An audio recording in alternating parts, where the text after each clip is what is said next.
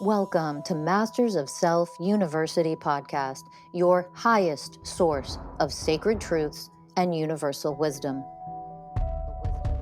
Hello, beautiful souls. I'm Rachel Fiori, mystic, spiritual teacher, psychic healer, and founder of Masters of Self University. Join our journey of soul transformation as we deep dive into this latest episode.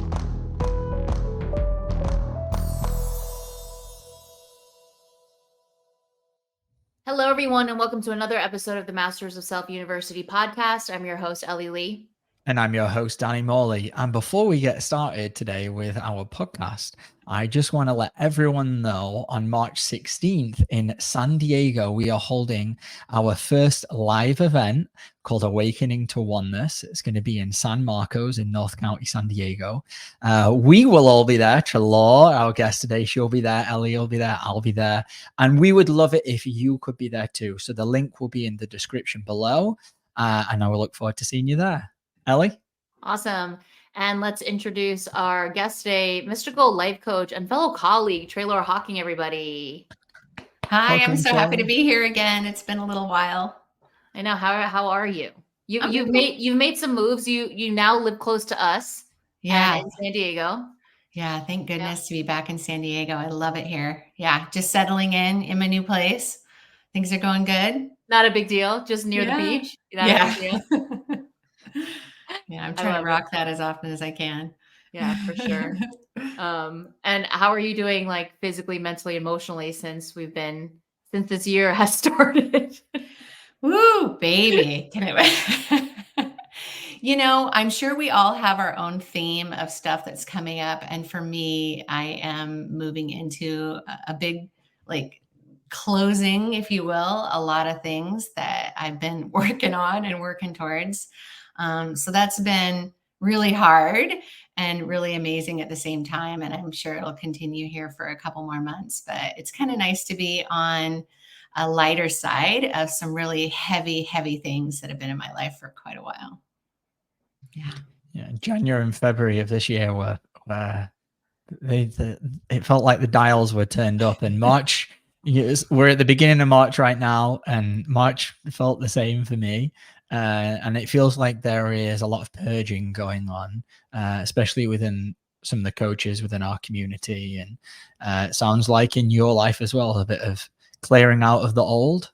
Yes. Yeah, absolutely. And you know what's amazing about that too is that it's leaving room for remnants, if you will, that for bits and beautiful pieces of information and wisdom to kind of rise up with some programming that I've been dissolving and alchemizing in my life. And so more layers are revealing themselves. And it's kind of what I wanted to share about today. Beautiful. Take us right in. Yeah, so I wanted to talk about the cost of fitting in. This has been something that's really been coming up for me the last couple of weeks as I'm closing kind of chapters in my family, and I'm, coming back to myself. I've just arrived in California. It's time to start a new life for myself in some ways. And so what does that mean? And this fitting in storyline program keeps showing up. And so I've just been really curious and looking at it and watching my behaviors. I'm walking around meeting new people like my neighbors, getting to know my MSU family now that we're in the same town more, getting to spend more time with people that normally I'm just remote with, right? Or online with. And so really what's been coming up is for me to start to recognize, even as a small child, I really started to develop these programs within myself about how was I going to fit in. I wanted to be liked. I wanted to be a part of the flock. I wanted to be included. I wanted to be important. I wanted to matter. And all of that really stemmed from a lot of my childhood wounds. And we'll start there because I think it's really related. So I came in as a highly sensitive person, as an extreme empath. And I had a lot of information available to me as a young child. And as I learned to articulate and was able to communicate and see things, I started to say what I saw. And people didn't like it. They didn't like somebody calling them out, innocently as a small child, like, hey, why are you doing that? That's not a nice thing to do. Maybe you should say this instead, and I was just that person that seemingly I was always in trouble. I was either always in trouble at home or in the neighborhood or at school. It was with teachers. A lot of times I was in the nurse's office, quote unquote, sick. I laugh now because maybe my teacher was sick of hearing the truth from me. So they just kicked me out of the room, and I'd have to sit in the nurse's office and wait for my mom to pick me up because I was kicked out of class again. And I was kicked out for things like standing up to a bully. I was kicked out for telling the teacher, you can't talk to her like that. I was kicked out for telling, kids at school, like, that's not right behavior. We don't treat people like that. And so what I started to learn at a young age was nobody wanted to hear that stuff from me. I wasn't a likable person when I showed up in that way. And not only that, but I was already getting programming at home where, my family members didn't want to hear it either. And so in every aspect of my life, I'm just really starting to recognize how it all went down is I had to shut down that part of me. And what that meant was disconnecting from source. And that's a huge cost of fitting in. Like, it's the worst cost of fitting in, right? And there were so many other painful points in my life, too many to count, as a result of shutting down that connection to source, because people just didn't want to see it. They didn't want to hear what I felt. They didn't want to hear what I knew or what I thought. Yeah. And so just to start out that way, when I got to junior high, it became really evident to me that I needed to shut the hell up in order to have friends. Isn't that crazy? And so all of a sudden, I just started to become a different person. I had to kind of turn away from that highly sensitive person that I was, that empath, that person that was originally really connected, to somebody who ignored all those aspects of myself and learned the behavior, if you will, of fitting in. And it was a terrible thing to teach myself to do, to fit in, because it meant that I was vulnerable to peer pressure. Like, you wouldn't even believe. If somebody said, you got to do this, I'd be like, okay, what do I do? Right. And so I was somebody who started smoking at an early age. I was somebody who drank at an early age. I was somebody who had sex at an early age. Those were costs to me fitting in. Isn't that crazy?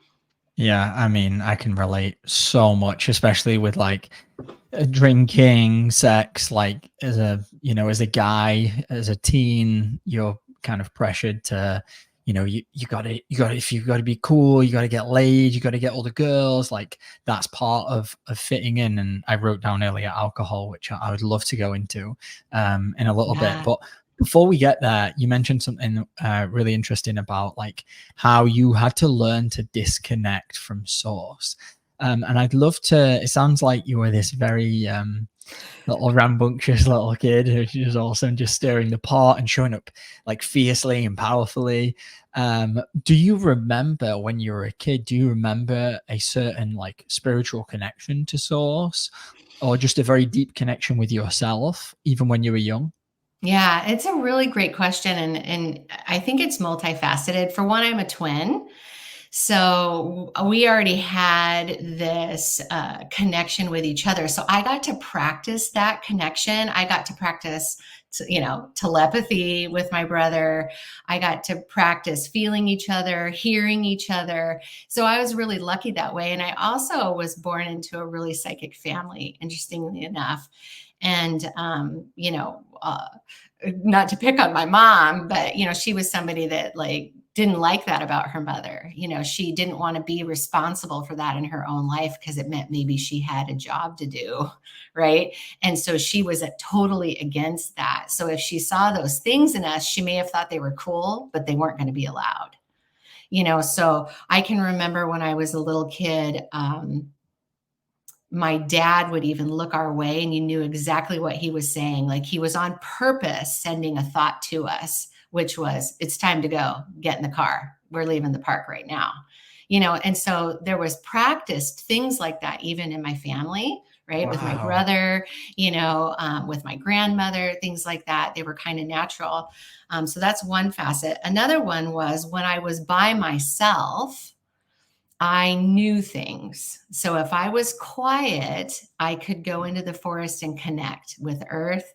I remember being able to connect with animals. They would all come out of where they were hiding, and I would just be there quietly for, you know, it seemed like hours, just like communing with nature by myself when I was little. So I have memories of that. And I have memories of kind of like precognition. So if something was going to go down, I would get a glimpse of it. I may not understand it, one, because I was really young, but I would get a glimpse of it.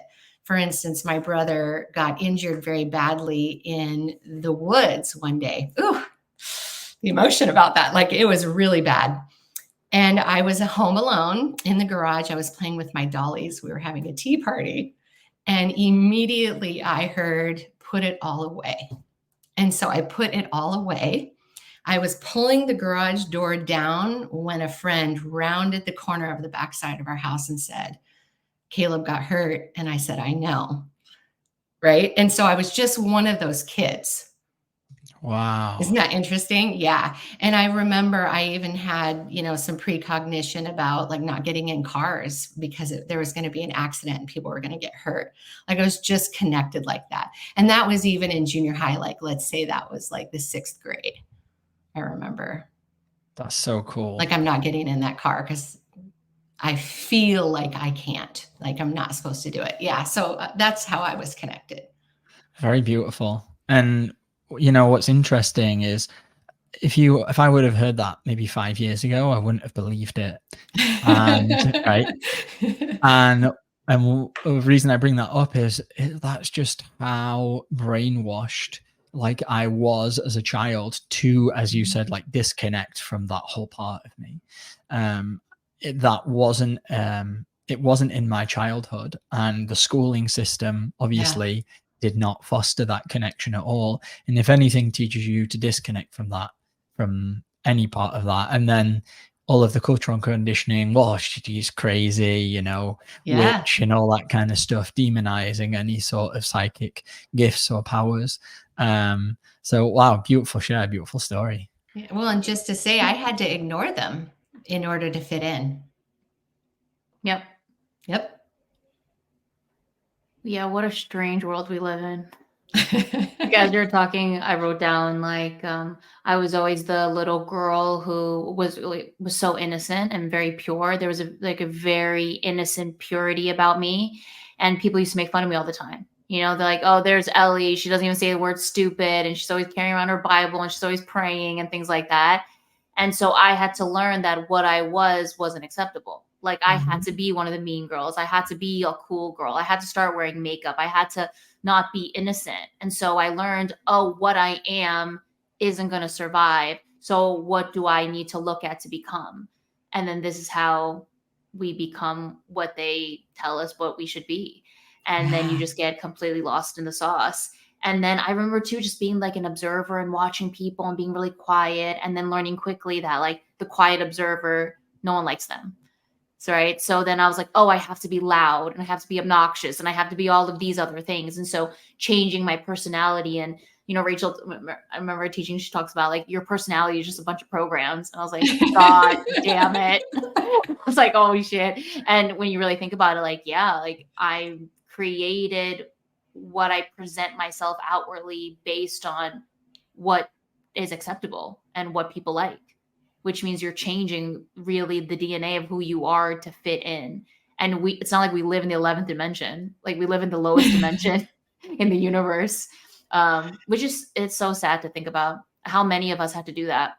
Right. Yeah, absolutely. And I can remember one time sitting somewhere with a friend, and she was somebody that I could, tell my secrets to, like the woo woo that I had inside me. And by the way, a lot of my friends still refer to me as the woo woo friend, right? Because I was open and honest about who I was around them eventually when they were safe, right? Yeah. And I can remember sitting with this friend and thinking to myself, I don't know if I was 11 or 12, and I was thinking to myself, I can feel it going away. I can feel it slipping. Wow. And I was openly, like asking myself, like, why is this? So even though I made those choices, right, I didn't understand the cost. I didn't understand a different way. I didn't understand how to blend the two, right? I didn't understand what it meant because there wasn't anyone around me, even though I came from a psychic family. I mean, half the family is completely denying it and shutting your power down because they don't want to freaking see it. They don't want to be, see you be powerful because it reminds them they're powerless, right? And then the other half, they don't even know where you're coming from because they don't relate. They have, no concept, no ability to understand what you're going through. So there's literally nobody there to tell us, you don't have to shut this stuff down. And I remember it going down, and I was really sad about it. Yeah. But I was making this choice for survival, right? So, that was the cost of me, choosing to conform, frankly, and to, march to the drum beat of whatever was going on in my neighborhood. Yeah. And what's so fascinating about that is now in our day and age, kids who are very connected, they have parents that are nurturing them. Yes. And so I get to watch them on TikTok, and it's like, what the hell? Like just the connections to interplanetary dimensions and species and all of these things and the downloads they get. And then here you have a mother that's supporting them, that's nurturing them, that's encouraging them, that's letting them know they're not crazy. It's like, man, like if kids like you were nurtured in that way, I mean, it's a very different timeline. It's a very different world you would have lived in, life you would have led. So I'm sure there's a lot of grief in that too. Yeah, absolutely. Yeah. And at least I had my brother, we could be, the different ones together. Yeah. Yeah. And so, just to carry on with this, it's like all that pressure, to be somebody else was self-imposed. And that's been a part of my healing journey, is to actually take responsibility for the fact that I actually consciously or unconsciously imposed that on myself. Right. So if I'm somebody now that wants to wake up, right, who wants to truly evolve and truly transform, I've got to start to look at how I got disconnected in the first place. Right. We do that through all the healing work we do at Masters of Self University. And one of those things I've seen in the last couple of weeks is, holy crap, like I did that to myself. I put the lid on it. And I want the lid off like yesterday. Okay. Right. And so I've just been really noticing and recognizing how many costs there have been to me and how much more trauma I got by trying to keep myself from trauma. Right. Because as a teenager, I was like, this is horrible, not fitting in, not having friends. I'm lonely. People tease me. You were saying, Ellie, because I'm different than them. So let's not be different from them, right? So I started to really make this conscious effort. And then all of a sudden I'm doing everything I can to fit in. And I'm sure that they're seeing this eager, easy target, right? And so all of a sudden I saw a shift in things within just a few years of being very popular to those best friends of mine, even starting to ostracize me for the very behavior that I did to fit in to begin with. Of course. Right. And all the pain and the trauma that came with that. It's like, are you kidding me right now? I was doing this to fit in, and now I don't fit in because I did it. Yeah. And the irony there obviously is exactly what you said. Like, I'm doing it to fit in, and now I don't fit in. And if we just if we just formed connections with people from our divinity, then obviously we wouldn't have to change ourselves to fit in. And that's where I get lost there all of the time. Like, why did I spend so much time changing myself, trying to fit a square peg in a round hole, getting stupidly drunk? Well, obviously it's all for survival. Like, I need that connection to survive, is what deep down my programs say. Like, I have to contort myself into this other person, when I just choose to connect to myself and then connect to people from that place, then those connections don't fall away. They are real. And I realized that the connections that I made, you go to if anyone's listening to this and been to like a festival, you go to a festival and you can make some really lovely friends at festivals for sure. But a lot of the connections that you make when you're taking other substances or just really drunk, you think, oh, these are going to be my best friends for the whole life. And then you come away from that experience and years later, you've never spoken to them ever again. And it's like, oh yeah, I was just under the influence and doing that to be accepted and to fit in. And when I choose to not do that, then that's when the real friendships start to form. Yeah, absolutely. Absolutely. And, to recognize how much powerlessness that we've had in Right. those moments, right? And it's just and they're in their powerlessness too. And we've connected in powerlessness. And then when we start to come back to ourselves, we're like, yeah, I don't even relate to that because I'm making a different choice for myself now, choosing to regain all that connection. Do you feel like you fall under the category of a black sheep, Treloar? Oh gosh, yes. Yes, like in a million ways. I've always felt like that. I've always felt like the odd duck, just so extremely different than everyone else. Always. Apparently 2024 is going to be a big year for all those who felt like a black sheep. And I know I felt like that my entire life. And Elle, I think you're the same, right? Yeah. Yeah. And it's, to choose that path. I mean, it is a very challenging path, especially when it's like we're children growing up in the awakening. We were born into a very sleep world. Everybody's asleep. And so being the black sheep in that is so challenging. And I was very hard on myself my entire life. Like Danny said, like just trying to bend myself in every shape to just be accepted. But then even when you bend yourself and you're in the group, the whole time you're like, I'm not like these people. And then it's such a battle inward because you're like, I'm doing everything I can and not understanding truly why I'm so different and what's going on with me and then what's wrong with me. And then here are all the other programs, like something's wrong with you, like you're the worst, like get it together, like just being so hard. And I think, so I don't know if the two of you can relate to this one, but I've noticed my entire life that I just trigger people all the time. And it's something that has always perplexed me. Like just some people when they're around me just project on me, don't like me, say nasty things to me. And my best friend will attest to this. It's like the ongoing joke in our friendship. She's like, everybody projects onto you. Everybody hates you when they're around you. Not everybody, but a lot of people do. And not understanding what that was all about too. And then getting to understand deeper and deeper, like, oh no, like I chose to have that trait or that thing a part of me, which has made this path even more difficult as well, because all I'm trying to do is fit in and have friends and all this stuff. And the whole time it's like, why am I not getting it? Like, what is going on with me? So yeah, it's been, and I think now even on my journey, when I compare my life to my friends, which obviously comparison is a brutal little program, I'm like, oh, okay, it was always going to be like this. It was always meant to be like this. Like even now it's like, I can't even count that many friends on one hand because they've just gone and they keep going. And I just have to keep surrendering to what is and accept that this is just the way that it's going to be, and to learn how to not be attached to anybody, which is actually freedom, like true freedom. Yeah. But yeah, black sheep. It's a challenge. It's a challenge.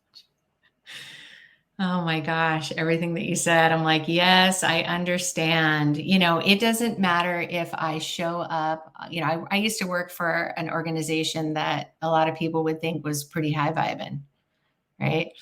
And it was a wonderful organization to work for. I loved everything that we did, but even there was bullying. There was bullying there, and like you, Ellie, I'm somebody who it's like you got the target on your back. Yes. And maybe part of it is that purity, where they're like, ooh, yeah, I can put some stink up on this girl. That's really right? interesting you say that, because I feel like the people who get bullied the most are the ones that are so pure. Mm-hmm. It's like what it does, it shines a light on what a lot of people are not connected to. And so they have to destroy the light, which is like every epic fantasy movie you ever see is like the dark coming for the light. But yeah, there's a lot of truth in that. Yeah. And it's like just being you and shining even that purity light is the attractor for the people who really, really have a lot of programming within themselves of self-hatred, right? There's this self-darkness there, and that's something that I'm gaining insight on just in my own personal experiences too, to see me show up in that company and here showing up here at MSU. I think I said to you this, said Danny this to you a month or two ago, where, gosh, I can see programs running about me wanting to fit in it, now that I'm in San Diego, and I'm like, man, this stuff is there, which is great because then, I get to see the truth in all of it and, and surrender to it and do all the healing work that we do and alchemize it, and then it's going to be gone. But to show up at that organization that I worked with, and I can literally remember this pattern of wanting to fit in, show up. Within a month of being there, I was, over talkative. I was button in, I was like trying to be in the right place at the right time. I was being butthurt if I wasn't included in something that was kind of going on, in a part of the organization, but I wasn't in the in crowd to know about it until everybody got to know about it. Like, I remember those things, and like I was showing up that way. And I even remember someone calling me out, like, why do you want to fit in so much? And of course I had all the excuses in the world. Like, this is the place I want to be. And, I left Washington State to move down here and be here. And, I'm going to give it all I've got. Well, no, she was inviting me to see, wow, you run a huge program of powerlessness and unworthiness, and you're showing up at work like this. And of course I didn't see it at the time. Yeah. And I did end up having a difficult time with a couple of people that I worked with there because I was an easy target.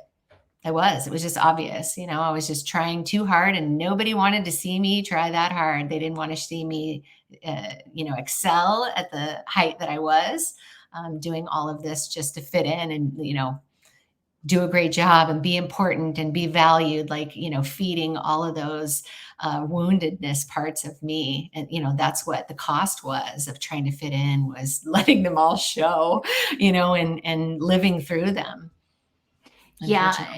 What's interesting is probably because when you thought that you were going to work for a high vibe organization, it was like, this is it. This is where I'm going to fit in super easily. Totally. And that's how I felt when I had my awakening. I was like, okay, I'm awakened. Let's go into spirituality. These are my people. And then I walk into spirituality and I'm sitting in there in a kumbaya circle and I'm like, oh, I don't fit in here either. And what is all of this, like the clickiness? What is all of the, why am I trying to belong? It was like shining all these lights of my woundedness as well. And I think the most beautiful part and community, and I'm not saying this because I'm a part of it, of MSU, is that we check ourselves when all those things are running.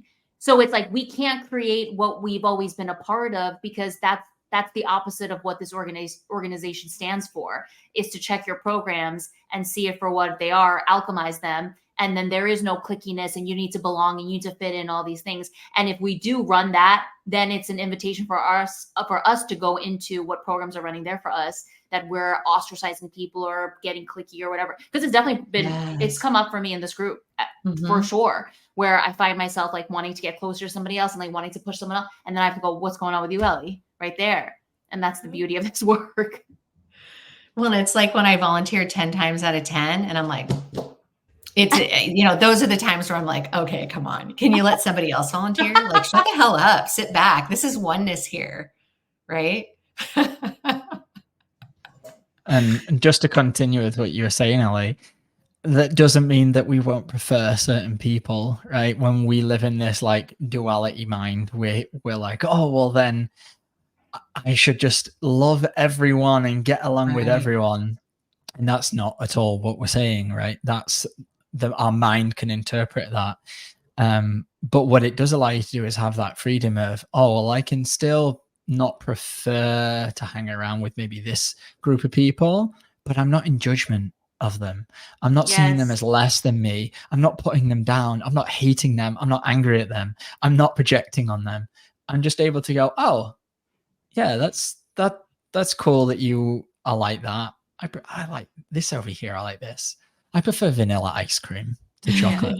Some days I really like chocolate, but I prefer vanilla. Fiori has the quote where she goes, the whole world is my family, but it doesn't mean everyone's invited to Thanksgiving dinner. It's like, yeah. Exactly, yeah. Oh my gosh, it's beautiful, you too. Yeah. But yeah, that's true. That's very true.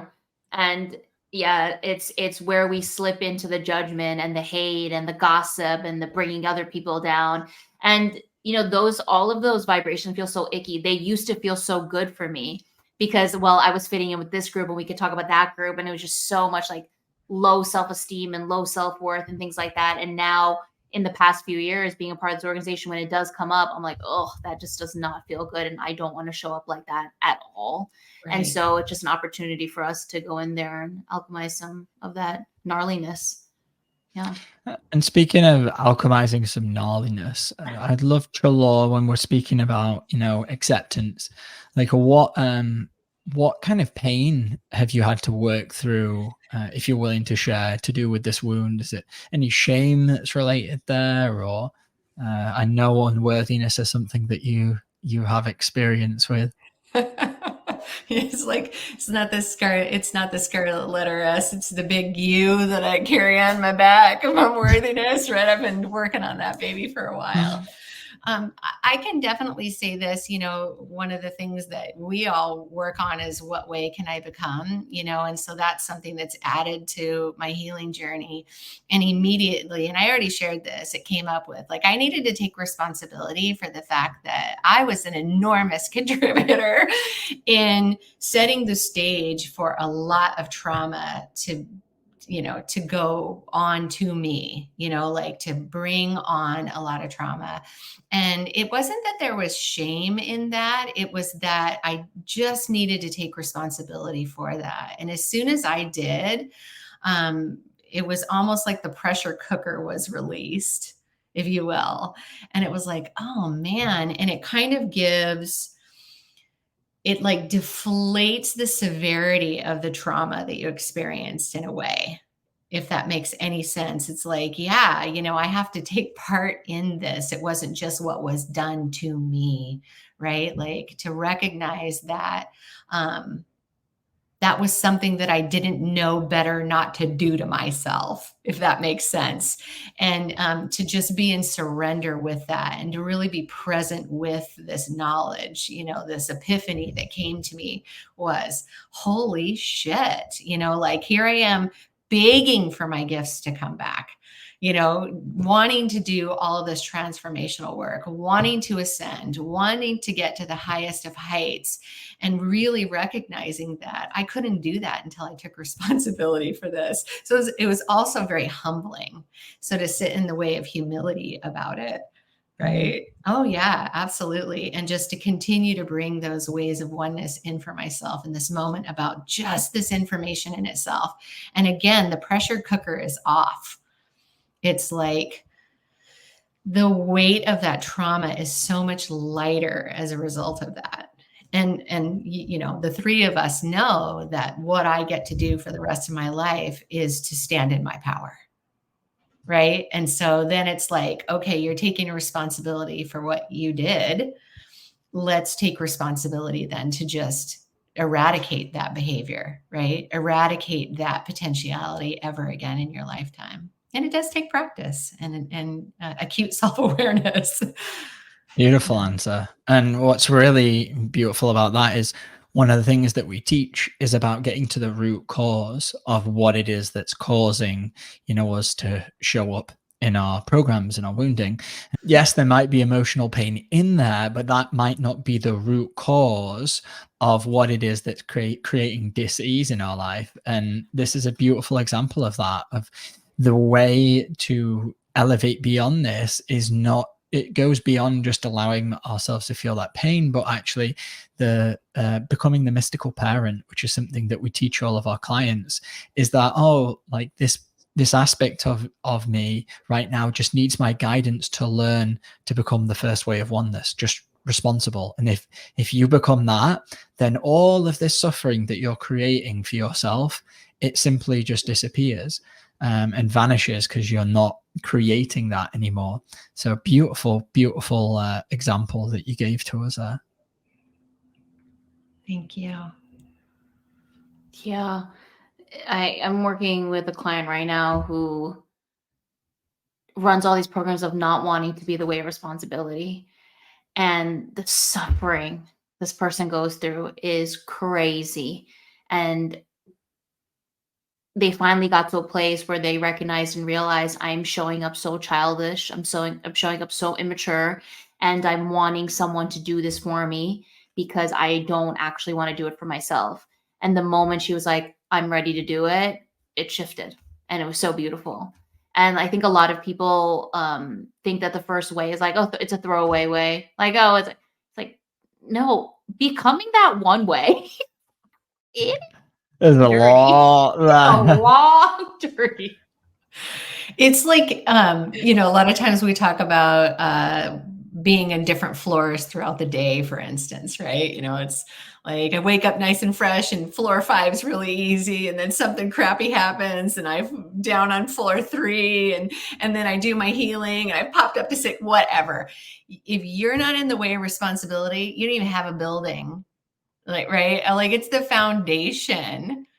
It's the foundation and everything else just like absolutely totally, it's like the building appears as soon as the foundation is there. Yeah, absolutely. Yeah. It's so paramount to this healing journey. The foundational course that we all we teach every client, the power within. You are learning that. You are learning how to become radically responsible for your stuff, for your programs, for your wounds. And it helps to become that very first foundational way. Yeah, and I'll say this as we wrap up. It's almost, yes, you got to do the work, right? The way of responsibility is, it is time to take divine responsibility over yourself, which means no more projection and no more blame. And Fiori did a teaching recently where she was saying, when you don't choose that way to become that way, you basically choose to stay in these lower, dense, heavy energies that keep you in the suffering and the depression and all of these things. The moment you choose to take radical responsibility over yourself, that one first step, like it feels like a boulder's lifted off. Because now it's like, okay, I've stayed in that for 32 years. Now I can choose differently and set myself free. Like, why wouldn't anyone want to do that? It's crazy. I'm asking myself, Ellie, why wouldn't you want to do that every day? Like, when I'm running like avoidance programs. Because your program's telling you not to. Right. That's always the case. When you were speaking earlier, I was like, oh, I needed to hear that. Like, I'm still working on that first way. There's still aspects of myself that just they're still resistant to being responsible and growing up. Like, they're still parts of me that are still holding on for dear life to be a child. It's like, for my adult self, I just can't wrap my head around it. But that's the problem. Stop wrapping your head around it. Wrap your heart around it, Danny. That's how you get out of it. Hey, that's one I came up with the other day. Yeah. Treloar, before we wrap up things here, what are you doing on March 16th? Ooh, what am I doing on March 16th? I am going to an amazing, incredible awakening to oneness. That's what I'm doing in San Marcos, California. Heck yeah. And I will be Just- there hosting the whole shebang as well. And Danny will be there doing social media, doing all kinds of stuff. Come to the event, everybody. This is going to be the first of many events. There is going to be teachings and activations, group healings, perhaps one-on-one healings. Okay. And, there's one thing that really stuck with me about this event. It's let's heal, unite in oneness, and start a revolution. We are here to be leaders of the new earth. And if this lights a fire up your booty and it is calling you, tickets are available now. Come to the event, meet us, let's gather together. Let us start what we are building, which is the ladder to new earth. And Rachel always says it's not a passive process. Okay. It takes work, and we're here to be the guides and the teachers and the coaches to that. So please come to the event. It's going to be incredible. Awakening into Oneness. The link is in the description below. And to anybody out there, if you want to work with Treloar or Danny or any of our amazing mystical life coaches one-on-one, or join a group class, set up a free consultation with us at mastersofselfuniversity.com. Share, like, subscribe, comment. It helps us do this podcast for free. And until next time, we'll see you guys then. Bye.